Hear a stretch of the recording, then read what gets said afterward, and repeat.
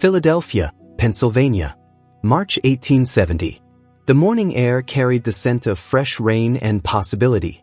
5 years had passed since the end of the war, and the city bustled with the energy of reconstruction. Horse-drawn carriages clattered over cobblestone streets while vendors called out their wares. Along Lombard Street, in the heart of the city's thriving black community, the Freeman family prepared for something they had never imagined possible during their years in bondage. A family portrait.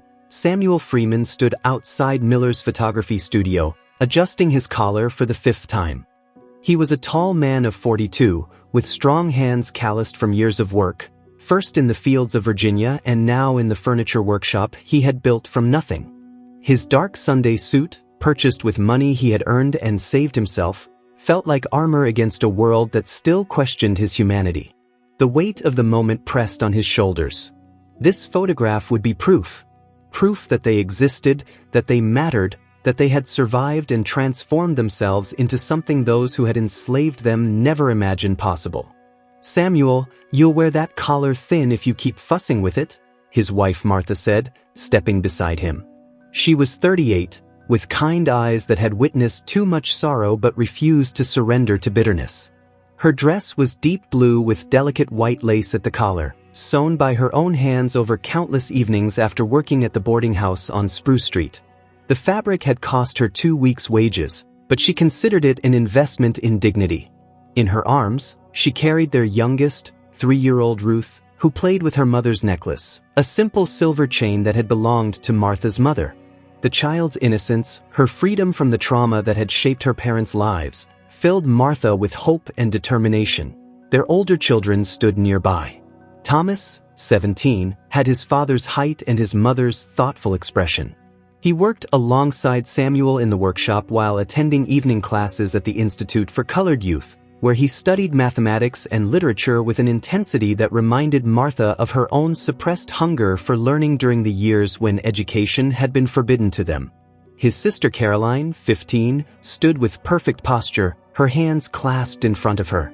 She helped her mother at the boarding house and dreamed of becoming a teacher, inspired by the patient instruction of Miss Richards, who had opened worlds of possibility through books and lessons. At 13, young Benjamin bounced on his toes with barely contained excitement, eager to see the camera equipment he had heard so much about.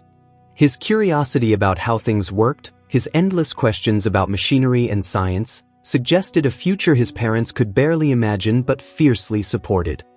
"This is foolishness," said Samuel's brother, James, who had arrived from New York the previous evening. At 45, James had aged harder than Samuel, his face lined with suspicion earned through countless disappointments. He had escaped north 3 years before Samuel and Martha, making his way to New York where he worked on the docks and lived in a small room that smelled of river water and coal smoke. "Spending good money on a picture. We should be saving every penny. You never know when times might turn again." "It's not foolishness," Martha replied firmly. "Our children need to know where they come from. They need to see that we built something real, something lasting. This photograph will exist long after we're gone, James. It will tell our descendants that we were here, that we mattered, that we created beauty and dignity out of ashes." James shook his head but said nothing more. He understood, even if he could not share, his brothers need to mark this moment, to declare their existence in a form more permanent than memory. Inside the studio, the photographer, a thin white man named Arthur Miller, was making final adjustments to his equipment. He had positioned an ornate chair, a small table with a vase of artificial flowers, and a painted backdrop depicting a prosperous parlor, the kind of room the Freemans could not yet afford but aspired to inhabit. Miller had photographed many families, both white and colored, and he prided himself on treating all his clients with equal professionalism. In this year of 1870, with the 15th Amendment newly ratified, he saw his work as capturing a transforming nation. Each portrait he created documented not just individual families but the radical reshaping of American society itself. "Please, come in," Miller called, waving them inside. "We must catch the light while it's favorable. The morning sun through these windows creates the most flattering illumination." The studio smelled of chemicals and wood polish. Benjamin's eyes widened at the large camera on its tripod, the glass plates carefully arranged on a nearby table, the strange bottles of solutions that would develop their images. The mechanical precision of it fascinated him. Thomas studied everything with scientific interest, already planning questions he would ask later about the chemistry of image capture, the physics of light. Caroline smoothed her skirts and checked that her hair remained properly pinned, aware that this image would represent not just her family but the possibilities available to young colored women in this new era. Miller arranged them carefully, taking nearly 10 minutes to position everyone perfectly. Samuel seated in the chair, his hand resting on the table beside him, his posture suggesting both strength and dignity. Martha standing to his right, one hand on Samuel's shoulder in a gesture of partnership, the other holding little Ruth. Thomas positioned behind his father, his hand on the back of the chair, already assuming the role of the next generation of Freeman men. Caroline beside her mother, her expression serene and intelligent. And Benjamin kneeling in front, his young face serious with the effort of remaining still. James initially refused to be in the photograph, insisting he had not paid for any of this and should not impose, but Martha's insistent look finally convinced him to stand at the edge of the frame. Family, she reminded him silently, meant everyone, even those who doubted the value of such gestures. Perfect stillness now, Miller instructed, disappearing beneath the camera's black cloth. No one moves for 30 seconds. Think of something pleasant and hold that thought. Remember, this moment will last forever. 3, 2, 1. The exposure began. Benjamin's knee ached from holding position, but he remembered his mother's strict warning about ruining the picture and the disappointment it would cause. Ruth remained miraculously still, mesmerized by the strange process, by the sense that something important was happening even if she could not fully understand it. Samuel thought about the workshop, about the 3 apprentices he now employed, about the chairs and tables that bore his maker's mark traveling into homes throughout Philadelphia. Each piece of furniture represented an argument against everyone who had ever suggested he was incapable of skilled labor or business acumen. Martha thought about the money she had saved, the small account at the Freedman Savings Bank that would help send Caroline to teacher's college, about the future that was slowly, steadily becoming real. Thomas thought about his mathematics exam next week, about the equations that revealed hidden patterns in the world. Caroline thought about the book she was reading, about the power of words to transform understanding. Benjamin tried not to think at all, focusing only on remaining perfectly still. James thought about the strange turns of fate that had brought them from bondage to this moment, standing in a photographer's studio as if they were any other American family. Excellent, Miller said, emerging from beneath the cloth after what felt like an eternity. I believe we have captured something truly fine. The light was perfect, and everyone held their positions admirably. The plate will need to develop, but you may return this evening to collect your portrait. As they filed out of the studio, Benjamin immediately launched into a dozen questions about the camera, the chemicals, the glass plates, how the image was transferred, why it had to be so dark under the cloth. Thomas added his own queries about the science of light capture, about whether color images might someday be possible, about the limits and potential of photographic technology. Miller answered patiently, clearly pleased by their curiosity. Samuel handed him the agreed-upon payment, $3, a significant sum that represented nearly a week's profit from the workshop, but worth the investment. Martha adjusted Ruth on her hip and smiled at her husband. For one moment, beneath the weak March sun, they felt like any other family in Philadelphia, planning their future with hope instead of fear. That evening, Samuel returned alone to collect the portrait. The shop was closing, and Miller handed him the framed photograph wrapped in brown paper and tied with twine. You have a handsome family, Mr. Freeman. This turned out particularly well. The light captured everyone perfectly. I hope you'll display it with pride. Samuel paid the additional 40 cents for the frame and carried the package carefully through the darkening streets. Gas lamps flickered to life along Lombard Street, casting pools of yellow light on the cobblestones. He passed neighbors on their stoops, exchanging greetings, feeling the weight of community around him. Mrs. Johnson asked about Martha's health. Mr. Patterson inquired whether Samuel had received the lumber order for the hotel chairs. Young Isaiah Washington, who worked as Samuel's newest apprentice, called out a respectful greeting as he hurried toward home. The photograph felt heavier than it should, as if it carried not just their images but the weight of everything they represented: survival, dignity, the audacity of building a life in a country that had tried to destroy them. At home, Martha had prepared a simple dinner of bean soup and cornbread, with preserved peaches for dessert, a small celebration of this special day. The children gathered around as Samuel unwrapped the portrait with careful reverence. For a long moment, they all stared at their own faces frozen in time. Martha's hand went to her mouth, her eyes suddenly bright with tears she refused to let fall. Thomas leaned in close, studying the details with fascination, amazed at how the camera had captured not just their appearances but something of their personalities. Caroline smiled with quiet pride, seeing in the image the respectable family she had always known they were but that the world often refused to acknowledge. Benjamin pointed at himself and laughed with delight, thrilled to see his own face rendered with such precision. Even James, who had protested the expense, seemed moved by the sight of them all together, formal and proper, looking like the free people they were. "We'll hang it above the mantel," Samuel decided, his voice thick with emotion. "Right where everyone can see it.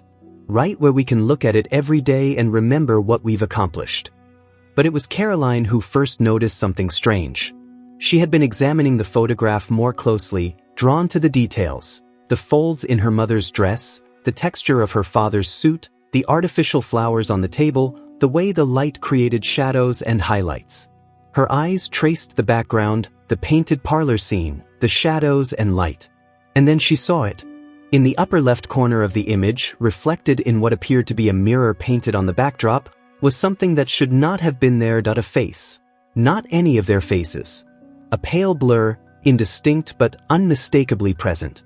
Someone standing behind the camera, watching them during the exposure. Caroline's breath caught in her throat. She said nothing, uncertain if she was truly seeing what she thought she saw, or if it was merely a trick of light and shadow, an imperfection in the glass plate or the chemical process. She glanced at her family, all absorbed in their own reflections in the photograph, and decided to wait. Perhaps it was nothing. Perhaps her imagination was playing tricks. Perhaps mentioning it would cast a shadow over this moment of triumph. But as they hung the portrait above the mantel and went about their evening routines, Caroline found herself drawn back to it again and again. Each time she looked, the pale blur seemed more distinct, more deliberate. Someone had been watching them during their moment of private celebration. Someone who left a ghost of themselves in the image. And somehow, Caroline felt certain that whoever it was remained nearby still, their attention fixed on the Freeman family for reasons she could not yet understand but instinctively feared. The gaslights cast flickering shadows across the portrait. Samuel sat in his chair by the fire, satisfied with the day's accomplishment, already planning how he would describe the experience to his apprentices tomorrow. Martha tucked Ruth into bed and listened to the younger children's prayers, her heart full of gratitude for everything they had survived and built. Thomas studied his mathematics textbook by lamplight, occasionally glancing up at the portrait with satisfaction. The ordinary evening sounds of a family at rest filled their modest row house. The creak of floorboards, the whisper of turning pages, the distant call of a night watchman making his rounds. But Caroline stood before the portrait, her finger tracing the air near that strange reflection, and wondered what it meant. What dangers might still lurk behind the fragile safety they had built. And whether the past they had tried so hard to escape had found a way to follow them into their new lives. Outside, on Lombard Street, a figure stood in the shadows across from the Freeman house, watching the warm light spilling from their windows, noting which room each family member occupied, memorizing their routines with the patience of someone who had been watching for a very long time. The figure pulled his coat tighter against the evening chill and smiled grimly. The Freemans thought themselves safe, thought themselves beyond reach. They would learn otherwise soon enough. The following days passed with unsettling normalcy. Samuel rose before dawn to open the workshop, where the smell of sawdust and varnish greeted him like old friends. The familiar routine comforted him, unlocking the heavy door, lighting the lamps, stoking the fire in the small stove that kept the workspace warm during the cool March mornings. He worked alongside Thomas and his 3 apprentices, crafting chairs for a hotel on Market Street. His hands moved with practiced precision, measuring, cutting, joining wood with the skill that had transformed him from property to proprietor. Each piece of furniture he created felt like an argument against everyone who had ever suggested he was less than fully human, every smooth joint and perfect angle a declaration of competence and worth. Martha's mornings began even earlier. She walked through streets still dark to reach the boarding house, where she supervised the cleaning of 12 rooms, prepared breakfast for 8 lodgers, and managed the accounts with meticulous attention. The work required constant vigilance, ensuring linens were properly washed and pressed, that meals were served on time and met the standards of cleanliness and taste expected by paying guests, that the household accounts balanced to the penny. The owner, Mrs. Henderson, a widow who had lost her husband in the war, trusted Martha with responsibilities that would have been unthinkable 5 years earlier. The work was demanding, but the wages were fair, and Martha took pride in every perfectly made bed, every balanced ledger column. She had transformed herself from someone denied all authority into someone whose decisions governed the daily operations of a successful business. Caroline accompanied her mother 3 days each week, learning the business of running a household while continuing her studies during quieter hours. She watched how Martha managed the staff, how she dealt with difficult lodgers, how she negotiated with suppliers. These practical lessons complemented her academic education. The other days, she attended the Institute for Colored Youth, where she excelled in literature and arithmetic. Her teacher, Miss Richards, had assured her that with continued dedication, she could qualify for a teaching position within 2 years. The thought sustained Caroline through long days of hard work, the promise that she might help other young people reach for education and advancement, that she might pass on the opportunities she had received. But Caroline could not shake her unease about the photograph. Each evening when she returned home, she examined it again, studying that pale reflection. She had said nothing to her family, uncertain whether to trouble them with what might be nothing more than an imperfection in the photographic process. Yet the more she looked, the more convinced she became that the blur had a definite form, a man's face, watching them from behind Miller's camera. The eyes seemed to stare directly at their family, and Caroline felt a chill each time her gaze fell upon that section of the image. On the 4th day after the portrait was taken, Martha received an unexpected visitor at the boarding house. She was in the kitchen, supervising the preparation of the midday meal, checking the quality of the bread delivery and ensuring the soup had sufficient seasoning. When Mrs. Henderson appeared in the doorway, her expression troubled in a way that immediately set Martha's nerves on edge. "Martha, there's a gentleman asking for you. A Mr. Silas Whitmore. He claims to have known you in Virginia." Mrs. Henderson's voice carried a note of concern. She had come to rely on Martha's judgment and competence, and the arrival of someone from Martha's past worried her. Martha's hands stilled over the vegetables she was chopping. The name struck her like a physical blow, carrying with it a flood of memories she had worked hard to suppress. Silas Whitmore had been the overseer on the Thornton plantation where she and Samuel had been enslaved. He had not been the cruelest overseer she had known. That distinction belonged to others whose brutality still haunted her dreams, but he had been thorough, efficient, and utterly indifferent to their suffering.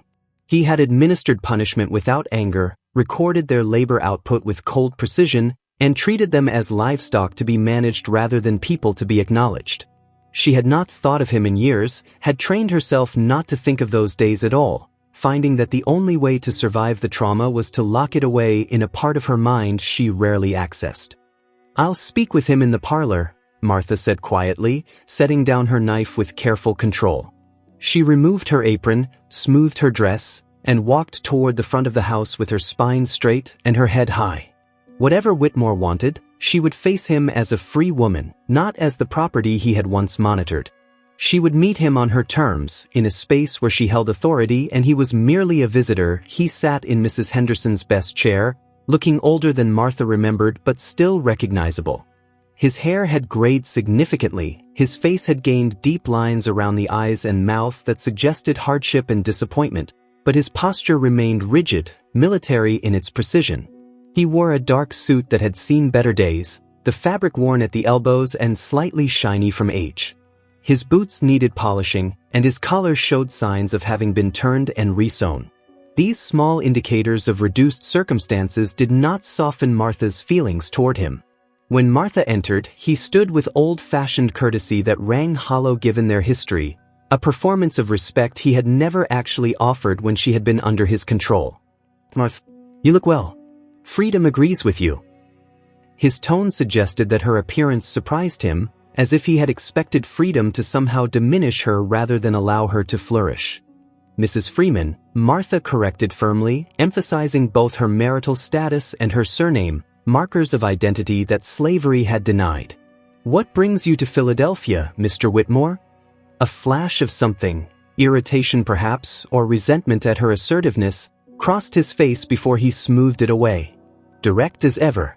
"Very well. I find myself in reduced circumstances since the war. The Thorntons lost everything, as you might expect. The plantation was burned by Union troops during the final months of fighting. Most of the family scattered. The sons who survived the war went west. The daughters married what men they could find. Old Mr. Thornton died of apoplexy 6 months after Lee surrendered. I've been making my way north, seeking employment where I can find it. The South offers nothing now but poverty and bitterness." "I'm sorry for your troubles," Martha said without sympathy, her voice neutral and professional. "But I don't see what this has to do with me." "I saw you," Whitmore said, leaning forward slightly, "about 10 days ago, on Market Street with your daughter. I recognized you immediately, despite the years. I made inquiries and learned you and Samuel had established yourselves here in the city. I was pleased to hear of your success." The word pleased carried no genuine warmth, merely polite acknowledgement. Martha waited, saying nothing. She had learned long ago that silence often revealed more than questions, that letting people fill empty space with their own words frequently exposed their true intentions. Whitmore shifted in his chair, clearly uncomfortable with her steady, assessing gaze. "I was hoping you might help me find employment. Your husband has a workshop, I understand. I have experience managing workers, keeping accounts, overseeing operations. I thought perhaps there might be a position available. I would be willing to work for reasonable wages, nothing extravagant." The audacity of it left Martha momentarily speechless. This man, who had once commanded her as property, who had watched her children being torn from her arms to be sold and done nothing to intervene, who had recorded her labor with the same dispassion he might have used for livestock, now sat in a boarding house where she held authority, asking her to help him secure work with her husband. She wanted to laugh at the absurdity. She wanted to order him out. Instead, she chose her words carefully, aware that any response would have consequences. "My husband's workshop employs free men who work for fair wages under conditions of respect and dignity. I don't believe your experience managing enslaved workers would be relevant to his operations. His apprentices are there to learn a skilled trade, not to be driven by an overseer." Whitmore's expression hardened, the veneer of courtesy cracking to reveal the anger beneath. "I see. And if I were to make certain information known? About how you and Samuel came north? The assistance you received from certain sympathetic parties? The laws you may have broken in your escape? The Fugitive Slave Act may no longer be enforced, but there are people who remember. People who might be interested in certain details about your past." There was. The threat barely veiled. Martha felt cold rage settle over her, but she kept her voice steady, refusing to give him the satisfaction of seeing her rattled. "The war is over, Mr. Whitmore. Slavery is abolished. 13th Amendment, December 1865. Whatever you think you know about our journey north, it no longer matters legally or morally. You have no leverage here. We broke laws that were themselves immoral, laws that treated human beings as property. No court will prosecute us now. No authority will support your threats." "Perhaps not legally," Whitmore conceded, a thin smile crossing his face. "But socially? Your husband has built a reputation, I understand. He has customers, business relationships, standing in the community. What would his customers think if certain stories circulated? How long would his apprentices stay if rumors suggested he was not quite as respectable as he appears? How would Mrs. Henderson react if she learned that her trusted employee had once stolen property, herself and her children, from their rightful owner? "Get out," Martha said quietly, her voice low and dangerous. "And if you approach my family again, if you attempt any kind of extortion or harassment, I will go to the police. There are laws now that protect us, Mr. Whitmore. I suggest you remember that." She walked to the parlor door and held it open, her hand remarkably steady despite the fury and fear coursing through her. After a long moment, Whitmore stood slowly, deliberately taking his time to smooth his worn jacket and adjust his hat. As he passed her, he spoke in a low voice meant only for her ears, his breath carrying the sour smell of desperation. "I've been watching your family, Martha. That nice portrait you all had taken at Miller's studio. I was there, you see, waiting for my own photograph when you arrived. I stood behind the camera during your exposure. I saw everything, your children, their expressions, how proud you all looked. I know where they go, what they do, their daily routines. I've made it my business to learn everything about your new life. I'm simply asking for a small consideration, employment, or perhaps a modest loan to help me get established. If you refuse to help, I can make life very uncomfortable for you all. Think about it, Martha. I'll return in 3 days for your answer." He left without waiting for a response. Martha stood in the parlor doorway, fighting to control her breathing, her heartbeat, her rising panic. So that was the face in the photograph. Whitmore, standing behind the camera, watching them during what should have been a private family moment. He had been following them for days, possibly weeks, learning their patterns, identifying their vulnerabilities, preparing leverage for this exact confrontation. The photograph she had treasured as proof of their success now felt contaminated by his presence in it. She did not tell Mrs. Henderson about the threat. Instead, she finished her work with mechanical precision, her mind racing through possibilities and dangers. When her shift ended, she walked home through streets that suddenly felt less safe, seeing potential threats in every shadow, every white face that turned toward her, every stranger who seemed to linger too long on a corner. She found Samuel in his workshop, surrounded by wood shavings and the good smell of honest labor, and quietly told him everything, her voice remarkably steady as she recounted the conversation and revealed the source of the mysterious face in their portrait. Samuel listened without interruption, his jaw tightening progressively as the story unfolded. When Martha finished, he stood abruptly and paced the workshop, his hands clenching and unclenching, his carpenter's fingers that created such beautiful work now threatening violence. "I'll go to his boarding house and make it clear he's not welcome here. I'll make him understand that threatening my family carries consequences." "No," Martha said firmly, moving to block his path. "That's exactly what he wants, an excuse to portray you as violent or unstable, to turn you into the dangerous Negro that white society already fears. We handle this carefully, legally. Tomorrow, we go to the Freedmen's Bureau office. We document the threat. We make sure there's an official record of his extortion attempt. We do this right, Samuel, or we give him exactly the ammunition he needs to destroy what we've built. And if he spreads these rumors anyway? If he goes to my customers, my apprentices, the community with his poisonous stories, then we trust that the reputation you've built over 5 years will speak louder than the malicious gossip of a bitter man. We trust our community, our neighbors, our friends. We've built real relationships here, Samuel. They know us. They know our character.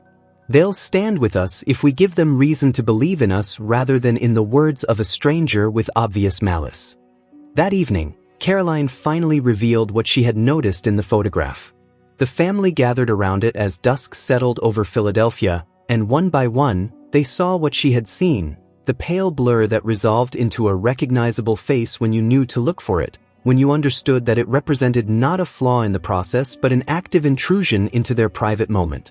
Benjamin wanted to tear the photograph down immediately, to burn it and erase this evidence of violation. Thomas suggested they simply refuse to be intimidated, that they display it prominently as proof that they would not allow threats to dictate their actions. James, who had planned to return to New York the next day, announced he would stay until this threat was resolved, that family loyalty demanded he remain and provide whatever support they needed. They sat together in their modest parlor as night fell over Philadelphia, the portrait now a source of anxiety rather than pride. It remained above the mantel, but now instead of representing their triumph, it seemed to embody their vulnerability, proof that even in freedom, they could not escape the reach of their past, that those who had once controlled them believed they retained some claim on their lives and futures. Somewhere in the city, Silas Whitmore sat in a cheap boarding house, planning his next move, convinced that desperation justified his actions, that the natural order demanded his authority over those who had once been beneath him. And the Freeman family, who had survived so much already, prepared to face yet another test of their resilience, their unity, and their determination to protect the freedom they had fought so hard to achieve. They left the office with mixed feelings. The official documentation provided some comfort, proof that authorities acknowledged the threat even if they could not yet act on it. But Martha could not shake the sense of vulnerability, the knowledge that their safety depended on factors beyond their control. As they walked back toward Lombard Street, she saw potential danger everywhere. In the white men who stared too long, in the alleys where someone might be watching, in the ordinary street scenes that suddenly seemed filled with hidden threats. But as they turned onto their own street, something shifted. Mrs. Johnson from 3 houses down waved enthusiastically from her stoop and called out a greeting, asking after Ruth's health and whether Martha needed any help with mending. Mr. Patterson, who ran the grocery, stepped out to ask Samuel about a table he wanted commissioned for his daughter's upcoming wedding, describing in detail the size and style he envisioned. The Reverend Thompson from Mother Bethel Church stopped to invite them to a community meeting that evening, mentioning that several important matters affecting the neighborhood would be discussed. Young Isaiah Washington hurried past, heading to the workshop, calling out a respectful greeting and apologizing for running late. These were their neighbors, their friends, people who knew them and valued them not as former slaves but as contributing members of a community. Pierce was right. They had built something here, and it was stronger than one man's bitterness. That evening's community meeting drew nearly 40 people to the church basement, the space warm and crowded with families who came despite the demands of work and home. Reverend Thompson addressed various neighborhood concerns, the need for better street lighting on the darker blocks where crime had increased, fundraising for the church's upcoming anniversary celebration, plans for a new school building that would serve the growing population of children. Samuel listened carefully, contributing to discussions about local business support and youth employment, offering to take on additional apprentices if qualified candidates could be found. Martha joined a committee planning a charity drive for families still transitioning from the South, still finding their footing in urban life. After the formal meeting ended, Samuel pulled Reverend Thompson aside and quietly explained their situation with Whitmore. The Reverend's expression grew progressively sterner as he listened, his usually gentle demeanor hardening into protective anger. "This man threatens one of our families, he threatens all of us," Thompson said firmly, his voice carrying the authority that made him an effective community leader. "You're not facing this alone, Brother Freeman. We'll keep watch. If anyone sees this Whitmore lurking around, asking questions, making inquiries, we'll make it clear he's not welcome in this neighborhood. And if he spreads lies, we'll counter them with truth. You have the community's protection. That means something here." The Reverend's words spread quickly through the gathering. By the time Samuel and Martha left for home, 6 neighbors had quietly assured them of support. Mr. Patterson promised to ask questions if any suspicious white men came into his store asking about the Freemans, to listen for gossip and report anything concerning. Mrs. Johnson said her son, who worked as a porter at the rail station, would watch for Whitmore there and alert them if he tried to leave the city or bring associates from elsewhere. Thomas's teacher from the institute offered to make inquiries among other educators about whether Whitmore had approached other institutions with questions. The community was closing ranks, creating an invisible shield of mutual protection that had sustained them all through the difficult years of transition from slavery to freedom. But Whitmore was not finished. 2 days later, Thomas came home from evening classes to report that a white man matching Whitmore's description had been asking questions at the Institute for Colored Youth, claiming to be a potential donor interested in learning about the students' backgrounds and the school's methods. The staff had been polite but cautious, providing only general information about the school's mission and curriculum while declining to discuss individual students. Thomas had heard about it from his mathematics instructor, Professor Williams, who found the man's interest suspicious and wanted students to be aware of the inquiry. "He's trying to find leverage," Thomas said, his young face troubled, his hands clenched in frustrated anger. "Looking for anything he can use against us. Any connection, any association, anything that might seem questionable to the wrong people." "Then he'll find nothing," Samuel replied with more confidence than he felt. "We've broken no laws, violated no trust. Our lives are open books. Let him look. He'll find only evidence of hard work and honest living, of education and advancement and contribution to the community." But the constant vigilance wore on them all. Caroline found herself checking over her shoulder on her walk to school, startling at sudden movements, seeing threat in every unfamiliar face. Benjamin grew quiet and jumpy, his usual exuberance dampened by anxiety he could not fully articulate. Even Martha, usually the strongest of them, felt her patience fraying under the strain of maintaining normalcy while constantly anticipating the next confrontation. They were free, yes, but freedom came with its own anxieties, the responsibility of protecting what they had built, the knowledge that their safety depended on community goodwill that could shift with rumor and innuendo, the exhausting effort of constant vigilance. A week after the confrontation at the boarding house, Martha was walking home from work through the late afternoon crowds when she noticed Whitmore standing across the street, making no attempt to hide his presence. He simply watched her, his arms crossed, a small smile on his face, letting her know he was still there, still watching, still capable of disrupting their peace whenever he chose. Martha forced herself to walk past without acknowledging him, to maintain her dignity and composure, but her hands trembled as she unlocked her front door, and she stood in the entrance hall for several minutes, steadying her breathing and her racing heart before joining her family. That evening, James, who had been making inquiries through his own networks in the city, through dock workers and laborers who heard things that more respectable citizens might miss, returned with information. He had learned that Whitmore was indeed staying at a boarding house on 4th Street, a shabby establishment that catered to transients and those fallen on hard times. He had tried and failed to find employment at several places, a factory that declined him for unreliability, a warehouse that found his attitude toward colored workers objectionable, a shipping company that had no positions available. And he was drinking heavily most evenings at a tavern on South Street frequented by other displaced Southerners nursing grievances about the new social order, about uppity Negroes and the destruction of proper hierarchy. "He's desperate," James reported, sitting at their kitchen table with a cup of coffee. "And that makes him dangerous. Desperate men do foolish things. They take risks, make threats they can't back up, lash out without thinking through consequences. We need to be prepared for him to do something reckless. Then we need to be smarter than him," Martha said firmly. She had been thinking about this for days, and an idea had formed, a strategy that might neutralize Whitmore's threats without confrontation. "Samuel, you said the hotel on Market Street was pleased with the chairs you made?" "Very pleased. They've asked me to bid on furnishing 2 more floors, chairs, tables, wardrobes.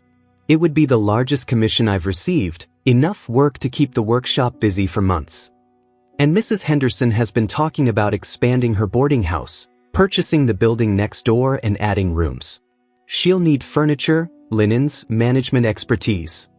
Martha's mind worked through the possibilities, seeing connections and opportunities. What if we demonstrate exactly how established we are? What if we make it clear that we're not vulnerable newcomers who can be intimidated, but successful business people with connections and resources, with roots in this community that run deep? Over the next several days, they put Martha's plan into action with deliberate visibility. Samuel invited the hotel manager to visit his workshop, demonstrating his craftsmanship and introducing his apprentices, showing the quality and efficiency of his operation. He made sure to mention his membership in the local Mechanics Association, his plans for expansion, his reputation for reliability and skill. Martha spoke with Mrs. Henderson about opportunities for collaboration, subtly making it known that their family had multiple income streams and community connections, that they were not dependent on any single source of income or vulnerable to disruption. More importantly, they made themselves visible throughout the neighborhood. They attended church prominently, sitting in a pew near the front, participating actively in the service. They participated in community events, a fundraiser for the school building, a gathering to discuss voter registration, a celebration of a neighbor's business opening.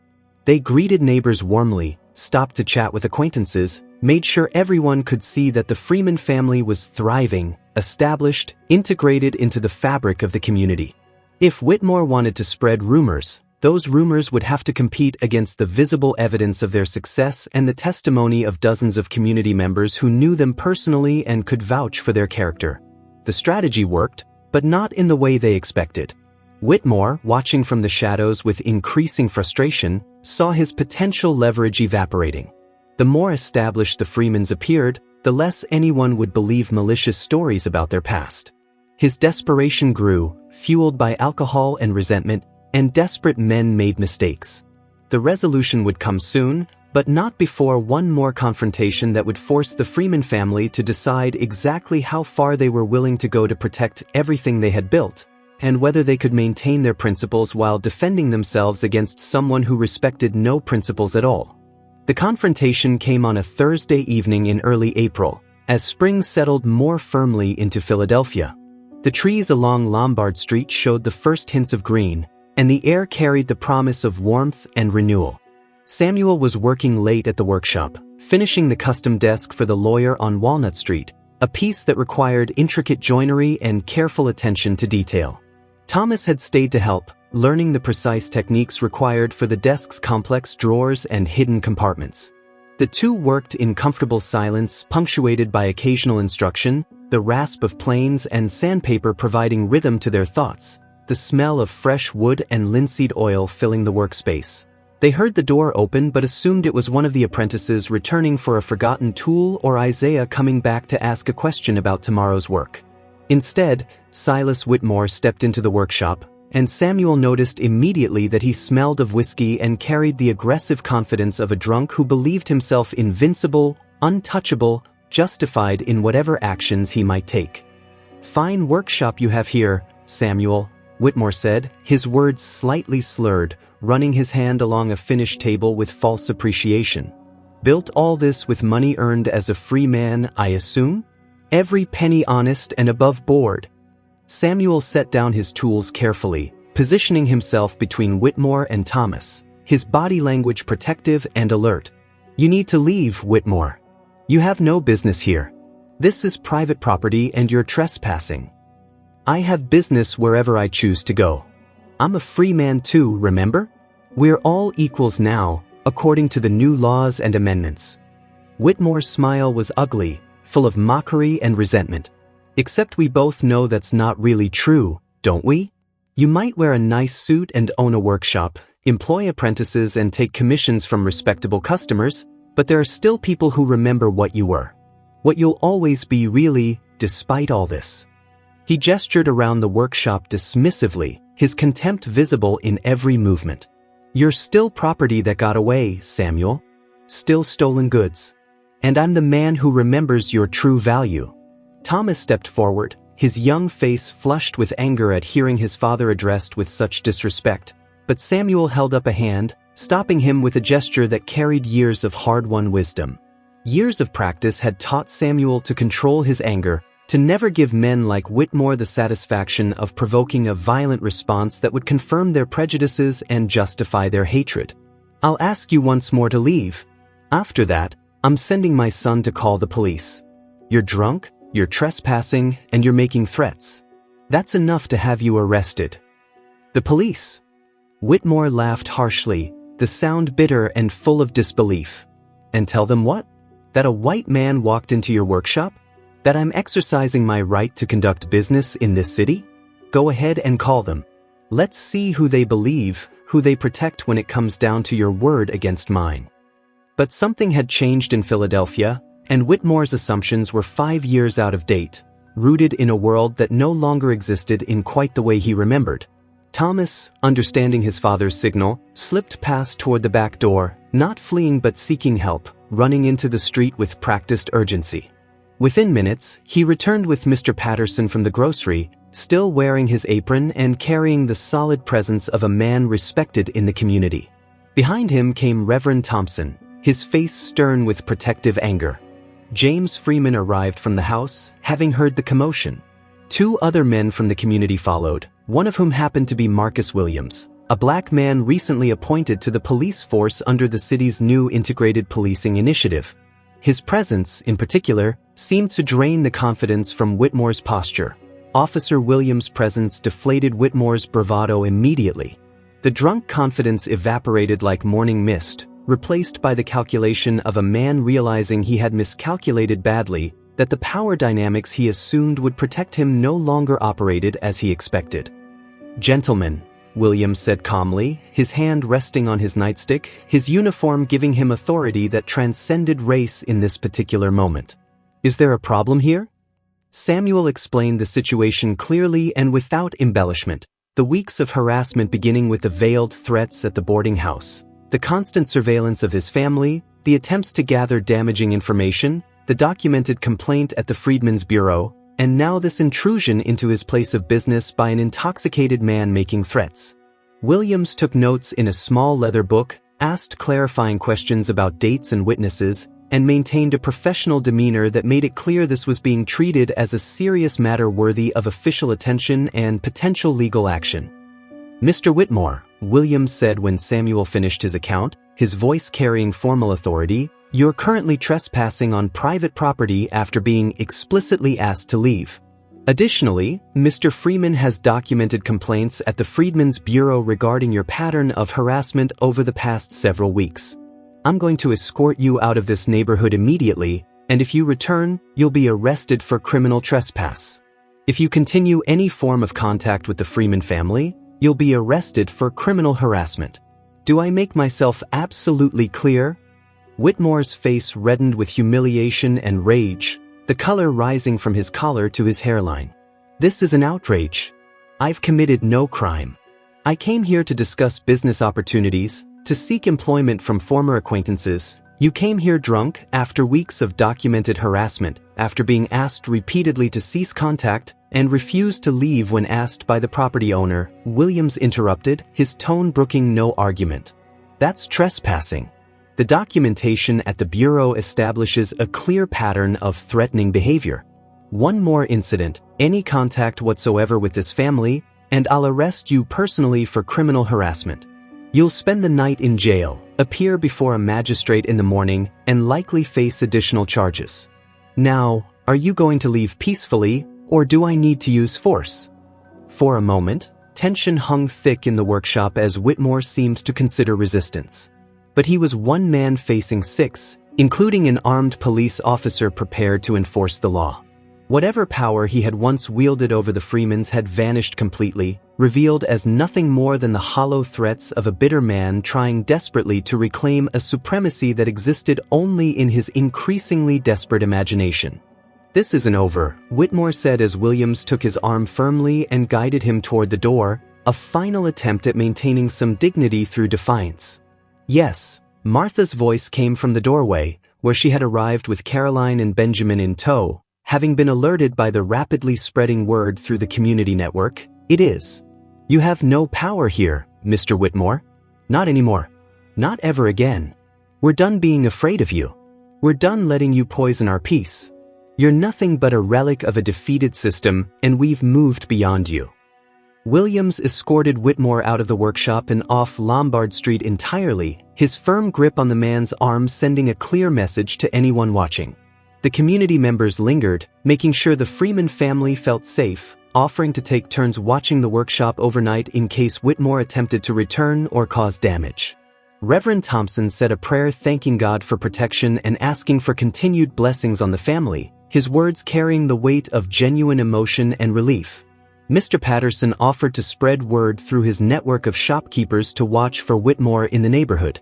Slowly, the crowd dispersed, returning to their own homes and businesses, secure in the knowledge that they had protected one of their own and demonstrated the strength of their community bonds. That night, the Freeman family gathered in their parlor, emotionally exhausted but profoundly relieved. The crisis that had hung over them for weeks seemed to have finally broken. The portrait still hung above the mantel, but it had transformed in meaning once again. What had seemed like evidence of their vulnerability now represented something else entirely, proof that they had survived, that they had built something strong enough to withstand threats from their past, that they were surrounded by people who valued and protected them. "We should take it down," Benjamin suggested again, still troubled by the presence of Whitmore's reflection in the image. "That picture brought us nothing but trouble. Every time I look at it, I see his face watching us." "No," Martha said firmly, her voice carrying the authority of someone who had made a final decision. "Because it's not just about Whitmore being in that photograph. It's about us being in it. All of us together, dressed in our best, showing the world who we are and what we've become. One bitter man in the reflection doesn't change that. If anything, it makes the picture more meaningful. It shows that even when we were being watched, even when we were being threatened, we held our heads high and stood together as a family." Caroline stood before the portrait, studying it one last time with new understanding. The pale blur of Whitmore's face was still visible if you knew to look for it, but now it seemed insignificant, powerless, a minor flaw in an otherwise beautiful image. "He's small," she said quietly, her finger tracing the outline of her family's figures.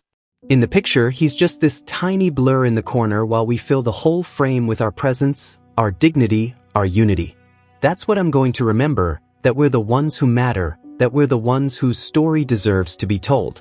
People like him are just shadows we walk past on our way to something better, something we build with our own hands and our own determination." The next morning brought unexpected news. Officer Williams visited the workshop to inform them that Whitmore had been seen boarding a train to New York at dawn. Apparently, after his humiliating ejection from the neighborhood, after seeing the extent of community support surrounding the Freemans, after realizing that his threats carried no weight and would only result in his own arrest and further degradation, he had decided that Philadelphia offered no opportunities for him. Whatever revenge he had planned was not worth the risk of jail time and public shame.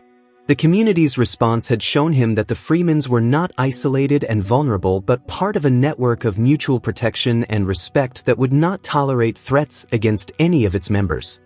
"He's gone," Williams reported, his tone carrying professional satisfaction at a job well done. "And I've made sure word spread among the boarding houses and taverns that he's not welcome back. If he returns, we'll know about it immediately, and I'll arrest him on sight. You can rest easy now." Over the following weeks and months, life gradually returned to normal, though normal had subtly but significantly shifted. The fear that had characterized their first years of freedom, the constant anxiety that it could all be taken away at any moment, that someone from their past might appear and drag them back into bondage, had lessened considerably. They had faced a direct threat from their past and emerged stronger, supported by a community that valued them and protected by a legal system that, at least in this place and time, offered them some genuine measure of protection and recourse. Samuel's workshop continued to grow and prosper.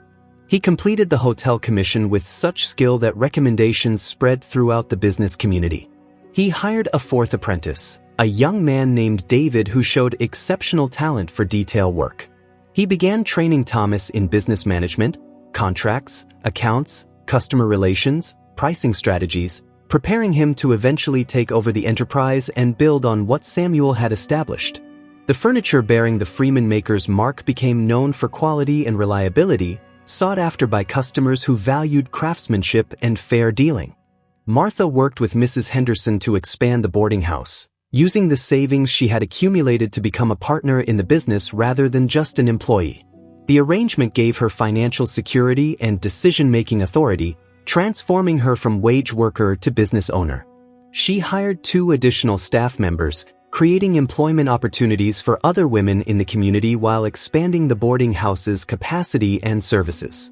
Her reputation for efficient, honest management spread, and she received inquiries about consulting for other boarding house operators. Caroline excelled in her studies with renewed focus and determination. She graduated from the Institute for Colored Youth with honors and was promised a teaching position at a new school opening in the neighborhood beginning the following autumn.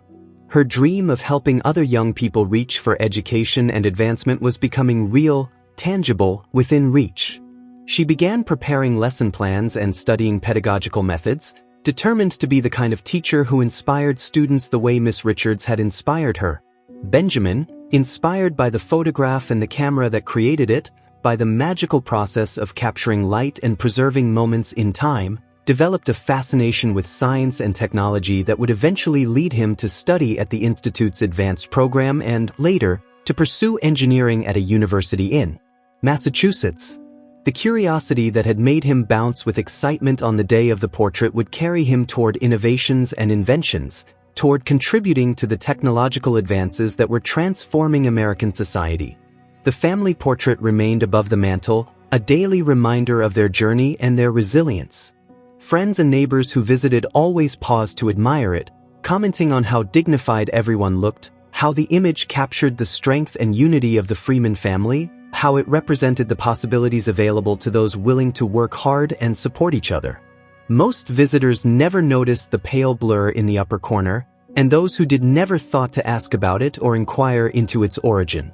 It was simply an imperfection in the photograph, a minor technical flaw that did nothing to diminish the powerful image of a black family in 1870 America, free and thriving despite every obstacle placed in their path, despite every attempt to diminish or destroy them. Years later, long after Whitmore had faded into obscurity and his threats became a story the family told only rarely to remind younger generations of the challenges they had overcome, Caroline would become a teacher and eventually a principal at a school for colored children. She would hang a copy of that family portrait in her office, prominently displayed where students and parents would see it daily. When students asked about it, she would tell them a carefully edited version of its story.